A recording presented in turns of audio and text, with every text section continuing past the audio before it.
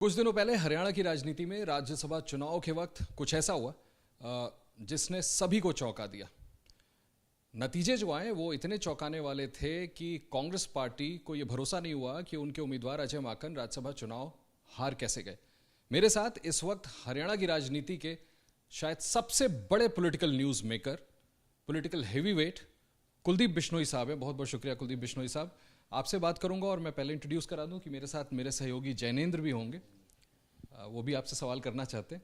तो मैं शुरू करूं सर, सबसे पहले आपका ये ट्वीट आपको रेफर करना चाहता हूं।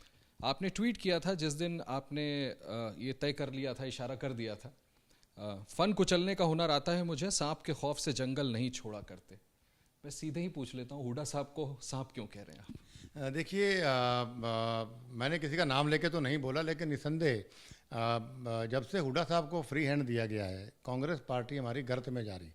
2009 में इनको फ्री हैंड दिया गया, कांग्रेस के पूर्ण बहुमत नहीं आया। फिर 2014 में दिया गया, सरकार नहीं बनी। फिर 2019 में दिया गया, सरकार नहीं बनी।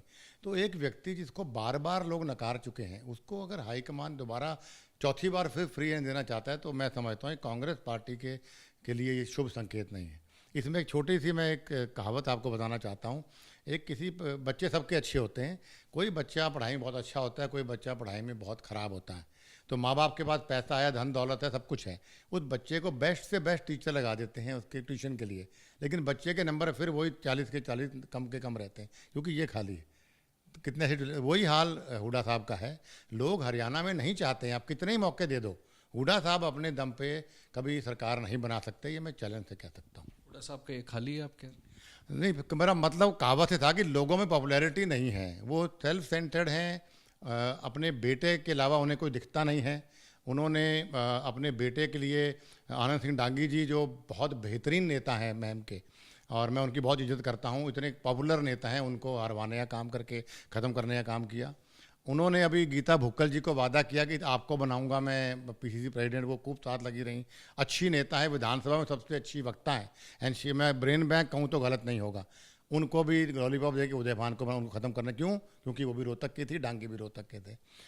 रघुबीर कादियान जी सबसे वरिष्ठ नेताओं में आते हैं। अब मेरे इतना रिगार्ड है मेरे मन में उनके लिए, उनको भी कभी अपने गवर्नमेंट में मंत्री बने नहीं थे। क्यों? रोहतक पार्लियामेंट के हैं। अपने मेरा बेटा आगे से, मेरे बेटे से आगे ना निकल जाए।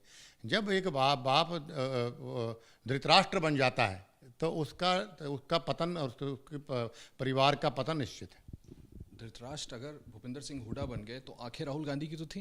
राहुल जी ने भी तो आपसे जो वादा किया था, जहां तक बात चली है तो मुझे याद आता है कि आपको वादा भी किया गया था राहुल गांधी जी की तरफ से कि प्रदेश अध्यक्ष बनाया जाएगा। इस बार भी नहीं बनाया गया और आप मिलना चाहते थे, मुलाकात तक नहीं हुई। हाँ, देखिए, निसंदेह मुझसे वादे किए गए थे कि भाई अध्यक्ष बनाया जाएगा, और मैंने ये कहा था कि मैं किसी पद का लालची नहीं हूँ, मैं रिजल्ट देना चाहता हूँ। मैं एक वॉरियर हूँ, मुझे जंग जीतनी आती है, मुझे वोट लेने आते हैं, मुझे बड़ी रैलियां करनी आती हैं, लोगों पे दिलों पे राज करना आता है। मैंने प्रूव भी किया है। बीजेपी की सरकार, पिछली सरकार मेरे कि अगर सबसे बड़ा योगदान किसी का रहा तो मेरा रहा।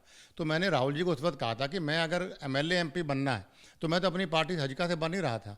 मैं कांग्रेस पार्टी के लिए एक एसेट बनना चाहता हूं, कांग्रेस पार्टी को सत्ता तक पहुंचाना चाहता हूं। मुख्यमंत्री जिसको बनाना उसको बनाइएगा। तो मुझे वादे किए गए कि भाई ठीक है, we will use you as a Congress president and will give you a free hand.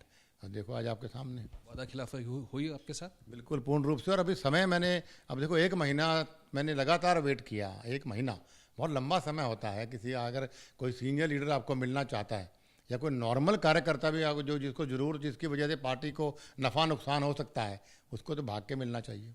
लेकिन इसके बावजूद जैनेंद, आपको क्या लगता है कि भाई इस तरह के डिफरेंसेस हो जाते हैं, लेकिन वोट अगेंस्ट जो इन्होंने किया उस पर कोई? मैं वही पूछने वाला था कि बिश्नोई साहब, भूपेंद्र सिंह हुड्डा से जो आपकी राइवलरी है वो जग जाहिर है, वो भी हैवी वेट है, आप भी हैवी वेट हैं। जाहिर है एक म्यान में 2 तलवार नहीं रहती है, पुरानी कहावत है।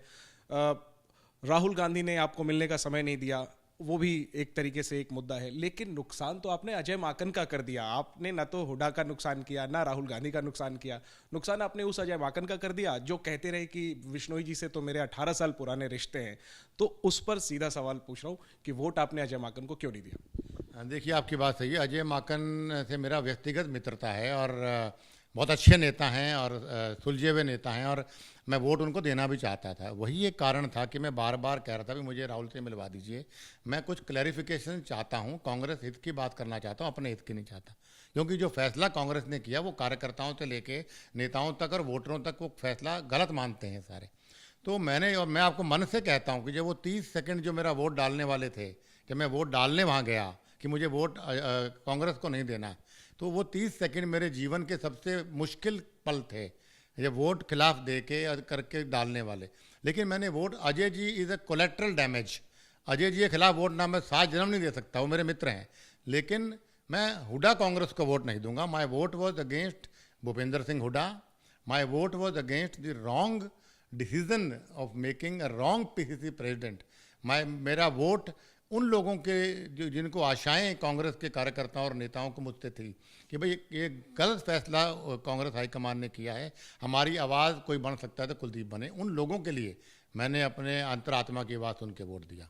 तो आप अभी भी अजय माकन को अपना दोस्त कंसिडर करते हैं, और क्या आपकी बात हुई, क्या वोट के बाद आपकी बात हुई, क्या आपने सॉरी कहा उनसे, या कोई बात हुई, इस पर आप कुछ खुलासा करना चाहिए? मैं उनको कुछ, मेरी कोई वार्तालाप नहीं हुई उनसे। एबीपी न्यूज़ के माध्यम से कुछ माकन जी को कहना चाहिए? नहीं, मैं मिलके बात करूंगा उनसे। सर मुझे ये बताइए कि वादा खिलाफी की जो मैंने आपसे वादा, आपने कहा हाँ वादा खिलाफी आपके साथ हुई, मैं सीधे पूछना चाहता हूँ कि कांग्रेस नेतृत्व, खासकर राहुल गांधी जिन्होंने आपको वादा किया था पीसीसी बनाने का, उन्होंने ये वादा खिलाफी आपके साथ क्यों की? बाद में ये लगा कि कुलदीप बिश्नोई से नहीं हो पाएगा, या कि वो इन्फ्लुएंस थे? देखिए, मेरी अपना जो इन्फॉर्मेशन है वो है कि पार्टी ने दबाव में काम किया है, और जब कोई भी पार्टी दबाव में काम करती है मेरिट को छोड़ के, उस पार्टी का पतन निश्चित है। और हमारी पार्टी सेल्फ डिस्ट्रक्शन मोड में है, मैं गलत नहीं कह सकता। राहुल गांधी एक अच्छे नेता हैं, सुलझे हुए नेता हैं, मैं उनको पसंद करता हूं, लेकिन फैसले एक के बाद एक गलत कर रहे हैं हम लोग। और जैसे पंजाब में गलत फैसला हुआ, और अभी हरियाणा में गलत हो, कई स्टेटों में लंबी हो जाए, कई स्टेटों में गलत फैसले हुए। अगर जो लोग बार बार आपसे गलत फैसले करवा रहे हैं, अभी भी आप उन्हीं की बात करके आप फैसला फिर वही करते रहेंगे, तो आपको अच्छे पॉजिटिव रिजल्ट कहाँ से आ जाएंगे? तो ये निसंदेह राहुल गांधी जी को एक तो अपना थिंक टैंक बदलना पड़ेगा, और एक अपना काम करने का तरीका बदलना पड़ेगा, और एक जो लोग अपने स्टेट में महत्व रखते हैं मेरिट के आधार पे, उनको आगे लेके आना पड़ेगा, तभी कांग्रेस इस मेहमत मोदी मेहमत बीजेपी से हम मुकाबला कर सकते हैं। वरना 2024 में, आज की डेट में, तो हम कहीं फाइट में नहीं हैं। क्या गलत है उनके काम करने के तरीके में? देखिए, कुछ लोगों की बात सुनते हैं, कुछ लोगों तक कन्फाइंड हैं, और कान के कच्चे हैं। जनित, अगला सवाल ये नहीं बनता कि जा कहाँ रहे हैं? बिल्कुल सर, ये सवाल लोग जानना चाहेंगे, क्योंकि कांग्रेस, आपने कहा कि 30 सेकंड बहुत मुश्किल थे आपके जब आपने कांग्रेस को वोट नहीं दिया, और आप कह रहे थे कि कांग्रेस को आपने अपनी पार्टी बार बार अभी कहा है, अभी भी आप कांग्रेस को अपनी पार्टी मानते हैं? क्योंकि कांग्रेस आपको सभी पदों से, सोनिया गांधी ने आपको हटा दिया है, और अब बात ये चल रही है कि पार्टी से सिर्फ इसलिए नहीं निकाला है क्योंकि आपकी सदस्यता पहले उन्हें रद्द करानी है विधानसभा की, फिर पार्टी से निकालेंगे। तो अभी भी क्या कांग्रेस को आप अपनी पार्टी मानते हैं? और अगर पार्टी से आपको निकाला जाता है, जिसकी पूरी संभावना है, तो आपका अगला कदम क्या होगा? बीजेपी में जाएंगे? आम आदमी पार्टी की भी चर्चा चल रही थी, या फिर से हरियाणा जनहित कांग्रेस एक बार फिर से नई पार्टी बनाएगी? देखिए, पहली बात तो सदस्यता रद्द कानूनी तौर पे मेरी नहीं हो सकती। बी, अगर सदस्यता रद्द होती भी है तो बाई इलेक्शन से चौधरी भजनलाल परिवार कभी नहीं डरा है। हमने 3 विधानसभा और 1 लोकसभा सरकारों के विरुद्ध जीते हैं, जिसमें हुड्डा की गवर्नमेंट में 3 जीते, 1 चौधरी बंसीलाल की गवर्नमेंट। हम बाई इलेक्शन से नहीं डरते हैं। और दूसरा मेरा प्रश्न था अगले कदम की। अगला कदम, मैं कोई भी कदम उठाता हूं तो मैं अपने वेल विशर से पूछ के उठाता हूं। तो आज मैंने हिसार के अंदर हमारी मीटिंग बुलाई है, मेरे राजस्थान के भी जो मेरे कार्यकर्ता हैं, वेल विशर हैं, वो भी आ रहे हैं, और पूरे हरियाणा प्रदेश के आ रहे हैं 5 बजे। फिर 1.5 घंटा उनसे चर्चा करके फिर 6:30 बजे मेरी अपने विधानसभा क्षेत्र के मेन कार्यकर्ताओं से मीटिंग है। वो जो राय लेंगे, जो राय देंगे, उनकी राय के हिसाब से मेरा अगला कदम होगा। इतनी बड़ी पॉलिटिकल फैमिली से आप आते हैं, इतना घुमाइए मत ना, सीधे सीधे बता दीजिए, बीजेपी या आम आदमी पार्टी? नहीं, अभी मैं कुछ नहीं, मैंने फिर कहा कि मेरा फैसला मेरे कार्यकर्ता करते हैं, मेरे नेता करते हैं, क्योंकि वो मेरी बैकबोन है। अगर यही बात राहुल जी फॉलो कर लें तो कांग्रेस कहीं कहीं पहुंच जाए। तो उन नेताओं का, उन कार्यकर्ताओं का अभी तक का फीडबैक क्या है? आम आदमी पार्टी जाते देखना चाहते हैं या भारतीय जनता पार्टी? करना चाहता हूं, क्योंकि जब आपने उदय भान को जब मिला, हरियाणा कांग्रेस की कमान मिली, इसके बाद जब आपने खुल करके ट्वीट कर दिया कि आप इससे नाराज हैं, इत्तेफाक नहीं रखते, तो आपके कई समर्थकों ने फेसबुक पे मैंने देखा कि ये सवाल पर सर्वे करवाना शुरू किया कि क्या कुलदीप बिश्नोई को आम आदमी पार्टी में जाना चाहिए। तो क्या वो तब जो सर्वे हुआ था उसका फीडबैक आपको मिल चुका है? नहीं, देखिए, ऐसा है कि एक कार्यकर्ता का उस वक्त का जब उदय भान को बनाया तो एक एंगर में की हुई बात थी, और अभी भी मेरे पास जो मेरे को डायरेक्ट मैसेजेस आते हैं उनमें मिक्स रिस्पांस आता है मुझे। तो वो मिक्स रिस्पांस की वजह से मैंने कार्यकर्ताओं की मीटिंग ज़्यादा एलेबरेटली बुलाई है। मिक्स रिस्पांस है, कुछ कहते हैं कांग्रेस में रहिए, कुछ कहते हैं सरकार में जाना चाहिए ताकि काम हो सके, 26 साल से हम सत्ता के बाहर हैं, कुछ कह रहे हैं भाई आम आदमी पार्टी के जाना चाहिए, वो उनका नंबर कम है, लेकिन वो भी कह रहे हैं। और कुछ लोग ये कह रहे हैं भाई हरियाणा जनता कांग्रेस दोबारा खड़ी करे, हमें वो पुराने वाला कुलदीप बिश्नोई चाहिए। कुलदीप बिश्नोई की अंतरात्मा क्या कह रही है? नहीं, मैं अंतरात्मा, मेरी अंतरात्मा मेरे कार्यकर्ता हैं, वो कहेंगे वही फैसला करें। ये बताइए सर, बीजेपी ऑप्शन है? ऑप्शन तो राजनेता के लिए सारा ही होने चाहिए, जो जिसमें सबका फ़ायदा हो। आम आदमी पार्टी ऑप्शन है? मैंने कहा सभी ऑप्शन है, आपको चारों मैंने बता दिए, चारों। अब कांग्रेस, बीजेपी, आम आदमी, और ये आज मैं कांग्रेस में हूँ। Today I am a Congress man. आज की डेट में कांग्रेस में हूँ और कांग्रेस में रहना चाहता हूँ अभी। अब मेरे कार्यकर्ता शाम को क्या कहते हैं तो उसकी चर्चा मैं कल सुबह करूँगा, रात इलेबरेशन कर। कितने दिनों में फैसला कर लेंगे सर? नहीं, फैसला तो राजनीति में ओवरनाइट भी हो सकता है, लेकिन अभी कार्यकर्ताओं से बात करके फिर मैं वापस दिल्ली आऊँगा, फिर अपने परिवार से भी बात करूँगा और उसके बाद 1-2 दिन के अंदर फैसला करूँगा। कुछ पूछना चाहते हैं? आपकी राहुल गांधी से मीटिंग नहीं हुई, इसकी वजह से आपने एक बड़ा फैसला लिया। पीछे आपकी मनोहर लाल खट्टर जो हरियाणा के मुख्यमंत्री हैं, उनसे मीटिंग हुई। हालांकि आपने कहा कि वो अपने क्षेत्र के काम की वजह से वो मीटिंग की, लेकिन उस मीटिंग के पीछे का पॉलिटिकल मैसेज ये देखा गया कि हो सकता है आपने बात कर ली है खट्टर साहब से और अब आपका रास्ता बीजेपी की तरफ है, और संकेत भी आप दे रहे हैं कि लोग भी आपसे कह रहे हैं कि सरकार में शामिल होइए, बेहतर काम होंगे। खट्टर सरकार कैसा काम कर रही है ये आप मुझे बताइए, शायद इस जवाब से आगे का रास्ता साफ हो जाएगा।